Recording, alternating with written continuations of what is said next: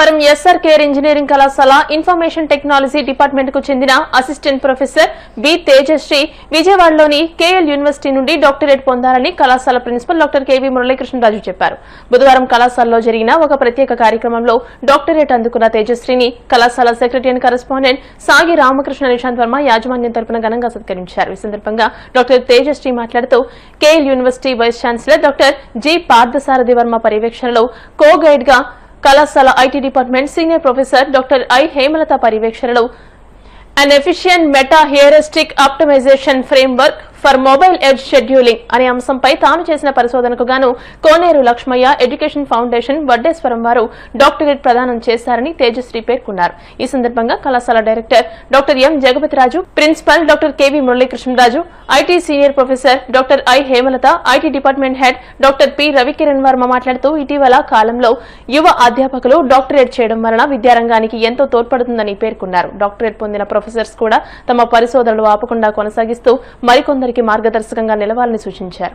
On behalf of the management, we wholeheartedly congratulate Dr. P. Tejasri from the Department of IT for obtaining her PhD awarded by KL University.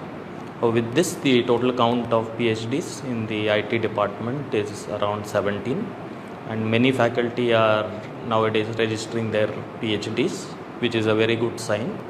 So I congratulate the entire department and also wish Dr. B. Tejasri all the best for her future. ఈ రోజు present need of the hour ఏంటంటే PhDs కూడా చాలా important. నాక్లో కానీ ఎన్బిఏలో ఎక్కడ కూడా మనకు almost మన కాలేజీలో అయితే అబౌవ్ 50% పైనే ఉంది.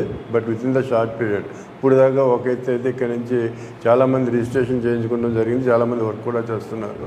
బాగా తక్కువ టైంలో చాలా ఎక్కువ పిహెచ్డీస్ కూడా వస్తాయి. సో ఆ పిహెచ్డీ రావడం వల్ల మేము రీసెర్చ్లో కూడా స్ట్రాంగ్, అంటే ఆల్మోస్ట్ ఈక్వల్ టు యూనివర్సిటీస్ అనేది కూడా ప్రూవ్ చేసుకోగలుగుతామని మేము అనుకుంటున్నాం. సో ఫ్యూచర్లో మిగతా వాళ్ళందరికీ కూడా రావాలి. ఇంతకుముందు ప్రిన్సిపల్ గారు చెప్పినట్టు ఇక్కడితో రీసెర్చ్ స్టాప్ చేయడం కాకుండా మిగతా వాళ్ళకి కూడా గైడెన్స్ ఇచ్చి ఇలా ఉండాలని కోరుకుంటూ ఈ అవకాశాన్ని ప్రొవైడ్ చేస్తున్నందుకు థ్యాంక్ యూ. ఈరోజు మా SRKR engineering college department of information టెక్నాలజీలో బి తేజశ్రీ మేడంకి పిహెచ్డి అవార్డు అయిన సందర్భంగా first I would like to congratulate her for completing her PhD. And we are moving, that means in our college there are many people are completed the PhDs and there are many are in the process. In future we are also becoming very strong in the research area, and I would like to advise the Tejasri and other faculty also not to stop at this point, to continue with the publications and other research projects so that their profile will be nice for themselves as well as the department, for the college. And in this regard I wish all the best to the assistant professor and all the faculty. Thank you very much. మా department assistant professor, IT డిపార్ట్మెంట్లో assistant professor doctor B Tejasri madam రీసెంట్గా KL యూనివర్సిటీలో PhD patta పొందారండి. Mobile edge cloud computing, energy efficiency and scheduling efficiency డొమైన్లో swarm intelligence technologies use చేసి చాలా మంచి research work చేయడం జరిగింది. సో ఈ పిహెచ్డికి మా ప్రొఫెసర్ గారు హేమలత మేడం కూడా ఒక కో గైడ్ అండి.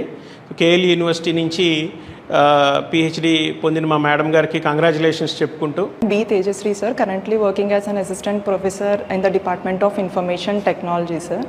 I have registered for my PhD degree in KL University, sir. I have done my research work under the supervision of Dr. G.P. Sarathy Varma Garu, Vice Chancellor and Professor, Computer Science Department, KL University, and my co-guide Dr. I. Hemlata Madam, Professor, Information Technology Department, sir. So my research work entitled An Efficient Meta-Heuristic Optimization Framework for Mobile Edge Cloud Scheduling, sir. So the major focus is on the task scheduling and energy efficiency, sir. So I have achieved this by taking a realistic simulation environment, and we worked for the progress of scheduling the task and also reducing the energy while we are implementing it in any kind of environments and further application.